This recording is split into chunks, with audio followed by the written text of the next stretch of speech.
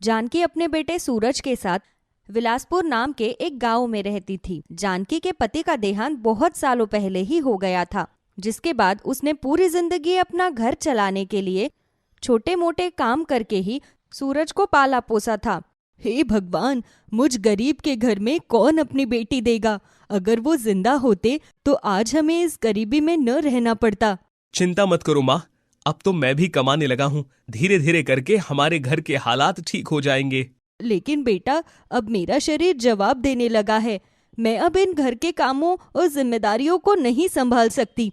मैं चाहती हूँ कि जल्द से जल्द मेरे घर में बहू आ जाए तो वो आकर इस घर को संभाल ले। जानकी अपने बेटे से ये सभी बातें कर ही रही होती है कि तभी उसके घर पर उसके बचपन की सहेली यशोदा आती है। अरे यशोदा, कितने दिनों बाद आना हुआ, कैसी है? घर परिवार में सब ठीक है? हाँ बहन, सब ठीक है। मैं तो बस तेरा हालचाल पूछने आई थी। मैं भी ठीक हूँ, बस सूरज के लिए एक अच्छी सी बहू मिल जाए तो फिर मेरी सारी चिंता दूर हो जाएगी। अगर तुम बुरा ना मानो तो हम अपनी दोस्ती को रिश्तेदारी में बदल सकते हैं। देखो बहन, हम दोनों ही हालात की मारी है। हम दोनों ने ही अपना पूरा जीवन गरीबी में बिताया है। मैं भी अपनी बेटी के लिए एक अच्छे लड़के की तलाश में हूँ, और भला सूरज से अच्छा लड़का मेरी बेटी के लिए और कौन हो सकता है?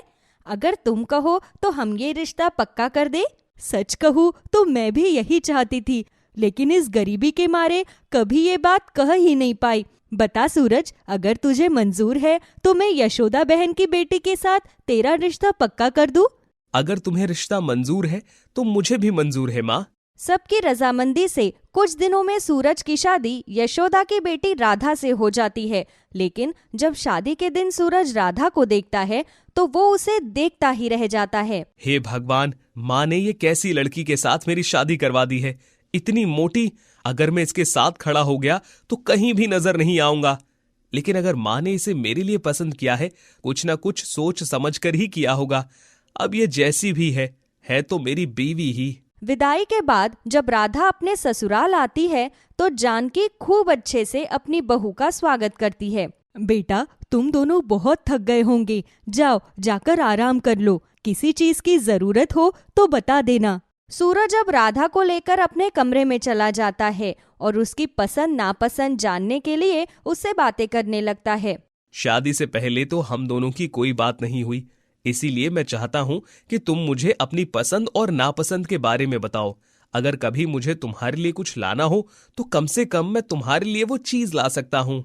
सूरज जी, मुझे तो सबसे ज्यादा ठेले की चाट पकौड़ी और मिठाइयाँ पसंद है। बाकी तो मुझे और किसी चीज का ज्यादा शौक नहीं। अच्छा तो फिर ठीक है, मैं कल तुम्हें बाजार में ले जाऊंगा। वहां तुम्हारा जो मन हो तुम खा लेना। अगले दिन सूरज राधा को लेकर बाजार में जाता है तो राधा हर ठेले पर बनी चीजों को खाने लगती है। बाजार में लगा हुआ एक भी ठेला ऐसा नहीं बचता जिस पर से राधा ने कुछ खाया न हो। जब सूरज उसे इस तरह खाते देखता है तो वो बेचारा तो उसे देखता ही रह जाता है और मन ही मन सोचता है, हे भगवान, भला एक इंसान एक ही समय पर इतना खाना कैसे खा सकता है? अगर ये इसी तरह खाती रही तो हफ्ते के राशन के सारे पैसे आज ही खत्म हो जाएंगे। सूरज जी, यहाँ पर जलेबी का तो कोई ठेला है ही नहीं। मुझे जलेबी खानी थी। राधा, अगर तुम एक साथ इतना खाओगी तो तुम्हारी तबीयत खराब हो जाएगी। तुम जलेबी कल खा लेना, मैं कल काम से घर लौटते हुए तुम्हारे लिए जलेबी ले आऊंगा। सूरज की बात सुनकर राधा की आंखों में आंसू आ जाते हैं और वो जलेबी खाने के लिए बाजार में ही रोना शुरू कर देती है। नहीं, मुझे अभी जलेबी चाहिए, चाहे आप कहीं से भी जलेबी लेकर आइए। मेरा जलेबी खाने का बहुत मन कर रहा है। अच्छा ठीक है, इसमें रोने की क्या बात है? मैं नंदलाल हलवाई के यहाँ से तुम्हारे लिए जलेबी खरीद कर ले आता हूँ। अब सूरज नंदलाल हलवाई के पास जाकर 1 किलो जलेबी लेकर आता है। लेकिन राधा बाजार में ही उस 1 किलो जलेबी को अकेले ही चट कर जाती है। ये जलेबी तो बहुत ही स्वादिष्ट थी, लेकिन थोड़ी कम थी। कल आप मेरे लिए 2 किलो जलेबी लेकर आना। क्या कहा? 2 किलो जलेबी? मैं ये 1 किलो जलेबी हम तीनों के लिए लेकर आया था और तुम इसे अकेले ही खा गई। सूरज की ये बात सुनकर राधा फिर से रोना शुरू कर देती है। बाजार में खड़े सभी लोग रोते हुए राधा को देखकर सूरज को घूर घूर कर देखने लगते हैं। अरे चुप हो जाओ राधा, मैंने तुमसे ऐसा तो कुछ भी नहीं कहा कि तुम रोना शुरू कर दो। देखो, तुम्हारे रोने की वजह से सब लोग मुझे ही घूर घूर कर देख रहे हैं। देखिए, आप इस तरह मेरे खाने पर नजर मत लगाइए। जब भी कोई मेरे खाने पर नजर लगाता है तो मुझे खुद ब खुद ही रोना आ जाता है। अच्छा बाबा, ठीक है, नहीं लगा रहा मैं तुम्हारे खाने पर नजर। चलो अब घर चलते हैं। सूरज और राधा जैसे ही घर पहुंचते हैं तो राधा फिर से उससे रात के खाने के बारे में पूछने लगती है। माँ जी बताइए, आज मैं रात के खाने में क्या बनाऊं? मुझे तो भूख लगनी शुरू हो गई है। क्यों बेटा, क्या सूरज तुम्हें बाजार से कुछ खिलाकर नहीं लाया?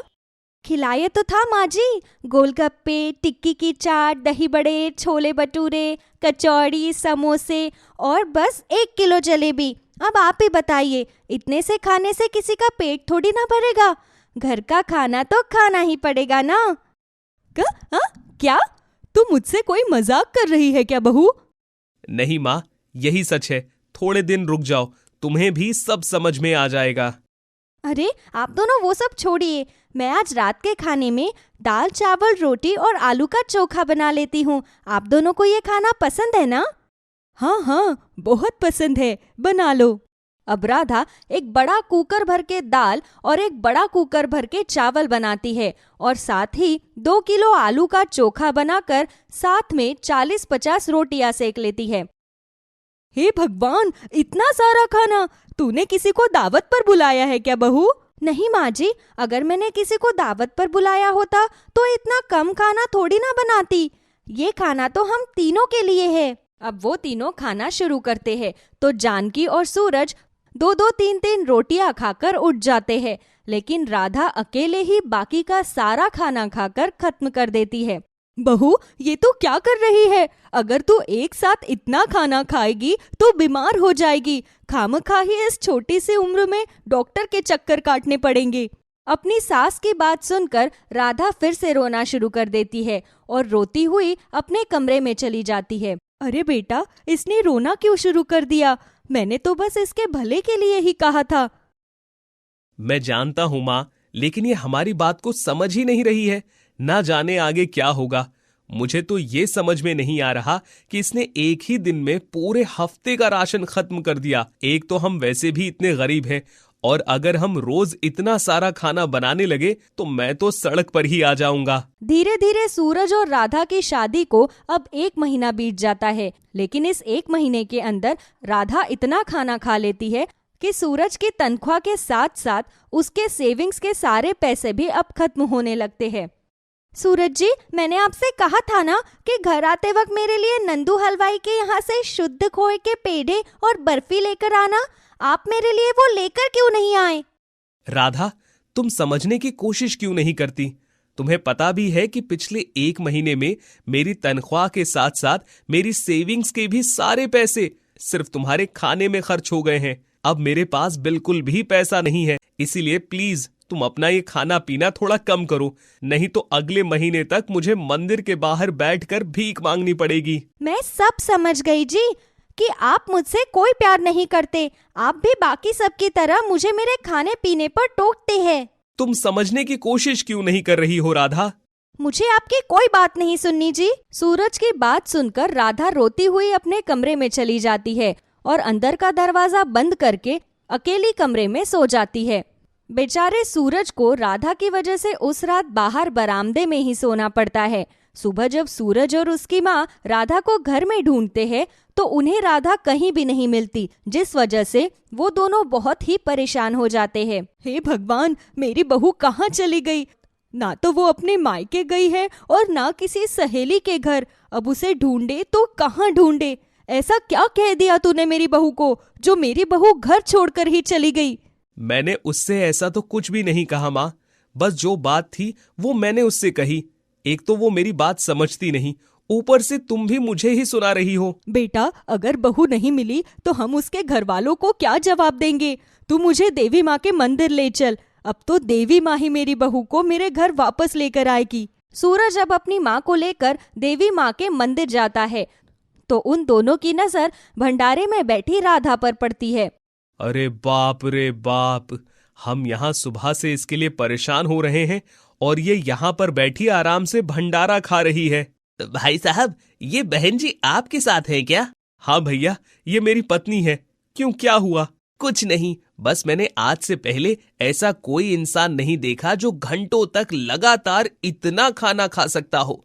सुबह से जब से भंडारा शुरू हुआ है तब से लगातार भंडारे में बैठकर खाए ही जा रही है। उस आदमी के इतने कहते ही राधा को अचानक बहुत तेज खांसी आने लगती है और वो खांसती खांसती अचानक वहीं पर बेहोश हो जाती है। तभी सूरज वहां पर एम्बुलेंस को कॉल करके बुलाता है।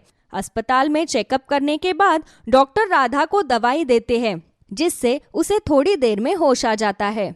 डॉक्टर साहब, मेरी पत्नी को क्या हो गया था? वो अचानक बेहोश कैसे हो गई? देखिए, आपकी बीवी का कोलेस्ट्रॉल लेवल बहुत बढ़ गया है, जिसकी वजह से उनके हाथ पर प्रेशर आ गया था। अगर ऐसे ही चलता रहा तो कुछ ही दिनों में शायद इन्हें हार्ट अटैक भी आ सकता है। क्या कहा डॉक्टर साहब? Heart attack? जी हाँ, आप जरूरत से बहुत ज्यादा खाना खाती हैं और तो और आप उसे हजम करने के लिए कोई भी फिजिकल एक्टिविटी नहीं करती। अगर आपने समय रहते अपने रूटीन और लाइफस्टाइल को नहीं सुधारा तो वो दिन दूर नहीं कि आपको हार्ट अटैक आ जाएगा। मैं आपको एक डाइट और एक्सरसाइज का चार्ट बना कर देता हूँ, अब से आप सिर्फ उसको ही फॉलो करेंगी। डॉक्टर की बात सुनकर राधा इस बार बहुत सीरियस हो जाती है। अब वो डॉक्टर के बताए अनुसार अपना खान पान ठीक कर लेती है और साथ ही एक्सरसाइज करनी भी शुरू कर देती है। कुछ ही महीनों में उसका वजन भी घटने लगता है और वो खुद को पहले से ज्यादा तंदुरुस्त महसूस करने लगती है।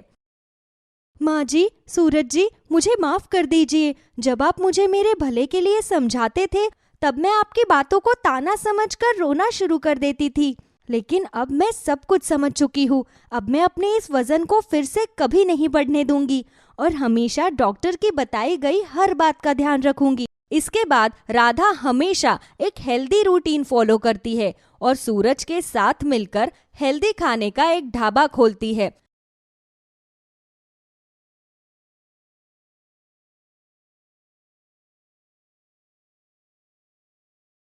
निशा गांव के एक छोटे से मकान में रहती थी, जिसमें उसका पति और उसका देवर रहता था। निशा छोटी सी रसोई में खाना बना रही थी कि तभी उसकी माँ उससे मिलने पहुंच जाती है। अरे माँ, तुम वो भी बिना बताए ऐसे कैसे आ गई? खबर कर दी होती तो मैं तुम्हें लेने आ जाती। बस बस रहने दे बेटी, तू तो शादी करके ऐसे अपने घर परिवार में व्यस्त हो गई कि तुझे अपनी माँ की जरा भी याद ही नहीं आती। नहीं नहीं माँ, ऐसी कोई बात नहीं, बस समय ही नहीं मिलता। हाँ हाँ, मैं सब जानती हूँ। निशा अपनी माँ को बैठने के लिए कहती है और एक चारपाई बिछा देती है। निशा की माँ को पैसे की अकड़ थी तो वो उससे कहती है, क्या निशा, मैं इस चारपाई पर बैठूंगी? कोई सोफा नहीं है क्या इस घर में, या कोई कुर्सी हो? नहीं माँ, बस चारपाई है, तुम्हें इसी पर बैठना पड़ेगा। ना चाहकर भी वो चारपाई पर बैठ जाती है। निशा अपनी माँ के लिए खाना बनाने लगती है। अपनी बेटी को इस तरह गर्मी में खाना बनाते देख उन्हें बहुत दुख होता है। अपनी बेटी के जिद के आगे वो झुक गई थी। बात कुछ इस तरह है कि सीमा जब पढ़ाई करती थी तो उसकी मुलाकात मोहन से होती है। मोहन का व्यवहार निशा को बहुत भा गया। कुछ दिन मोहन से मिलने के बाद निशा ने ठान ली कि अगर वो शादी करेगी तो मोहन से ही करेगी, नहीं तो किसी से नहीं करेगी। मोहन भी बहुत अच्छा लड़का था, लेकिन उसका यही दुर्भाग्य था कि वो गरीब था और निशा बहुत अमीर माँ की इकलौती बेटी थी। निशा मोहन को बहुत पसंद करने लगी। उसने अपनी माँ से कहा कि वो मोहन से ही शादी करेगी, नहीं तो सारी उम्र कुंवारी बैठी रहेगी। निशा की माँ निशा की जिद के आगे हार गई और उसने उन दोनों की शादी करवा दी। निशा की माँ ख्यालों से बाहर आती हैं और देखती हैं कि निशा उसके लिए खाना लेकर आई है। खाने में केवल एक सूखी सब्जी और रोटी थी। निशा की माँ खाना देखकर कहती है, अरे निशा बेटी, तू ऐसा खाना खाती है? मैं तो ऐसा खाना अपने नौकर को भी नहीं देती। निशा गुस्से में अपनी माँ से कहती है, अरे माँ, ये क्या कह रही हो? चुप भी रहो, कहीं मोहन ने सुन लिया तो उन्हें बहुत बुरा लगेगा। वाह बेटी, वो कल का आया लड़का तुझे इतना अच्छा लगने लगा कि तू उसके लिए अपनी माँ से ऐसी बातें करेगी। और नहीं तो क्या माँ, मैं सब कुछ देख सकती हूँ, पर मोहन को दुखी नहीं देख सकती। उसी समय मोहन वहां आ जाता है और निशा की बात सुन लेता है। मैं धन्य हो गया तुम जैसी पत्नी पाकर, जिसे मेरी खुशी की इतनी परवाह है। पर ये क्या निशा, तुम सासू माँ से ऐसे बात मत करो। वो तुम्हारी माँ है और माँ का दर्जा भगवान का होता है। देखो ना माँ, मोहन कितने अच्छे हैं। रात हो जाती है। निशा अपनी माँ के लिए घर के आंगन में चारपाई बिछा देती है और अपनी माँ से कहती है, चलो माँ, आज तुम और मैं बाहर सोते हैं। देखो ना, कितनी अच्छी हवा चल रही है। अरे ये क्या कह रही हो बेटी, बाहर कौन सोता है? कहीं कोई जंगली जानवर आ गया और हमें उठाकर ले गया तो? नहीं नहीं, मैं बाहर नहीं सोने वाली। ऐसा कहकर वो अंदर ही सो जाती हैं, पर रात को उन्हें गर्मी लगती है और मच्छर भी उन्हें सोने नहीं देते, तो वो परेशान होकर इधर उधर टहलने लगती हैं। फिर वो घर के बाहर आ जाती हैं। वहां उसकी बेटी जमीन पर सो रही थी और मोहन वहीं पास में चारपाई पर सो रहा था। अपनी बेटी को ऐसे देखकर उनकी आंखों में आंसू आ जाते हैं। उसे निशा का पुराना समय याद आता है कि कैसे उनकी बेटी आराम से एक बड़े से एसी वाले कमरे में सोती थी। फिर वो भी अपनी बेटी के साथ वहीं जमीन पर सो जाती हैं। कुछ देर में सुबह हो जाती है। तभी आवाज आती है, अरे भाभी कहाँ हो? तुम एक कप चाय पिला दो। जब तक तुम्हारे हाथ की चाय नहीं पीता मेरी तो नींद ही नहीं खुलती। देवर की आवाज सुनकर निशा तुरंत उठ जाती है और अपने देवर के लिए चाय बनाने लगती है। ये लो देवर जी, गर्मा गर्म चाय पी लो और घर के काम में मेरा हाथ बटाओ। आज मेरी तबीयत कुछ ठीक नहीं लग रही है। तुम्हारे भैया भी सुबह सुबह काम पर निकल गए हैं और ये माँ भी कहीं नजर नहीं आ रही। ठीक है भाभी, और ये क्या तुम्हारी माँ ही है? मुझे तो पता ही नहीं था। मैं अभी जल्दी से नहा धोकर आता हूँ।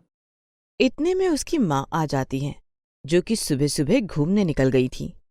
अरे माँ, तुम कहाँ चली गई थी? वो बेटी, मैं मॉर्निंग वॉक के लिए गई थी। तू नहीं जाती क्या मॉर्निंग वॉक करने? अपनी माँ की बात सुनकर निशा हंसने लगती है और अचानक जमीन पर गिर जाती है। अरे निशा बेटी, क्या हुआ? उठ बेटी, क्या हुआ तुझे? इतने में उसका देवर भी आ जाता है। अरे क्या हुआ भाभी को? दिखता नहीं, उसे चक्कर आ गए। इतनी गर्मी में रात भर बाहर पड़ी रहेगी तो और क्या होगा। तुम लोगों से इतना भी नहीं होता कि उसके लिए एक छोटा सा कमरा बनवा दे जहां एक छोटा सा कूलर हो। एसी की तो हैसियत ही नहीं तुम्हारी। बेचारी मेरी बेटी कहाँ फंस गई इन कंगालों के बीच में। खैर, अब जाओ जल्दी से डॉक्टर को बुलाकर ला। निशा का देवर भागकर डॉक्टर को बुलाकर लाता है। डॉक्टर निशा को देखता है तो कहता है कि निशा माँ बनने वाली है। ये सुनकर निशा की माँ खुश होती है, पर फिर मन ही मन सोचने लगती है कि वो निशा को अपने घर ले जाएगी जब तक कि उसका बच्चा नहीं हो जाता। कुछ देर बाद मोहन घर आ जाता है और उसे इस बात का पता चलता है तो वो भी बहुत खुश होता है। आज मैं बहुत खुश हूँ निशा।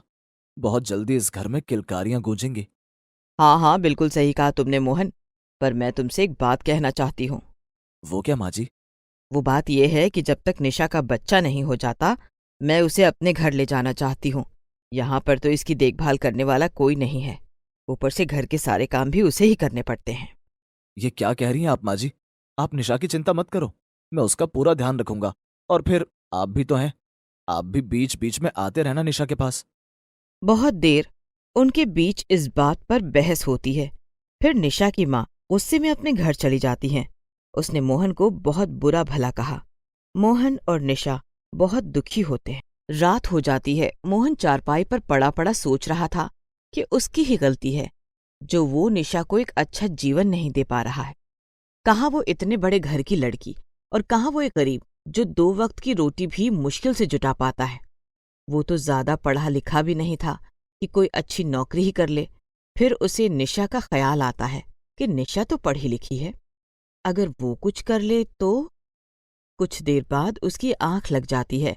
अगले दिन मोहन निशा को बुलाता है। देखो निशा, मैं चाहता हूं कि तुम कुछ बड़ा करो। तुम तो पढ़ी लिखी भी हो। तुम्हारी माँ ने मेरी आंखें खोल दी। मुझे लगता है कि मैंने तुम्हारी जिंदगी बर्बाद कर दी। अरे ये क्या, आपको क्या हो गया है? ये कैसी बातें कर रहे हो और ये क्या कह रहे हो कि तुमने मेरी जिंदगी बर्बाद कर दी? बहुत देर तक वो दोनों बातें करते हैं। निशा मोहन की जिद के आगे हार जाती है और निशा आगे पढ़ने के लिए तैयार हो जाती है। ठीक है मोहन, जैसा तुम कहो। अगर तुम यही चाहते हो कि मैं आगे पढ़ाई करूं, तो मैं पढ़ाई करूंगी और कुछ ऐसा करूंगी कि जब हमारा बच्चा इस दुनिया में आए तो उसे किसी बात की कमी ना हो। तो ठीक है निशा, अब से तुम सिर्फ पढ़ाई करोगी। मैं और तुम्हारा वो लाडला देवर घर के काम करेंगे और तुम्हारा पूरा ख्याल रखेंगे।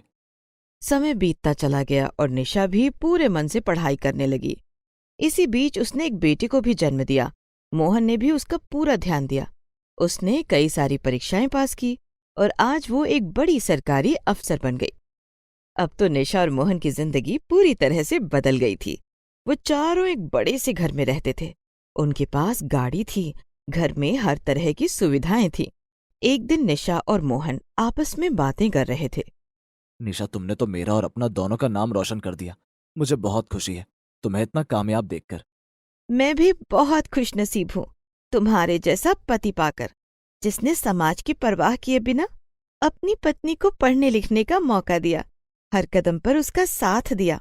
अगर तुम मेरा साथ नहीं देते तो मैं जो आज हूँ वो कभी नहीं होती। ये सब तुम्हारी ही मेहनत का फल है। नहीं निशा, ऐसा कुछ नहीं। देखो जी, तुमने मुझे तो कामयाब बना दिया, लेकिन अब मैं चाहती हूँ कि तुम भी कुछ ऐसा करो कि मेरे साथ साथ तुम्हारा भी नाम हो। लोग तुम्हें मेरे नाम से नहीं, अपने खुद के नाम से जाने। तुम्हारा भी कोई अलग पहचान हो। नहीं नहीं निशा, मुझे अपनी कोई परवाह नहीं। मैं तो तुम्हें कामयाब देखना चाहता था, सो देख लिया।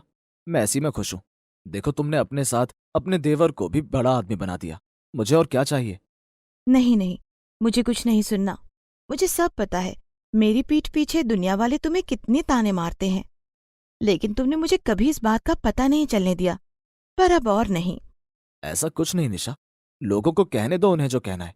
हमें तो बस अपने लक्ष्य पर ध्यान देना चाहिए।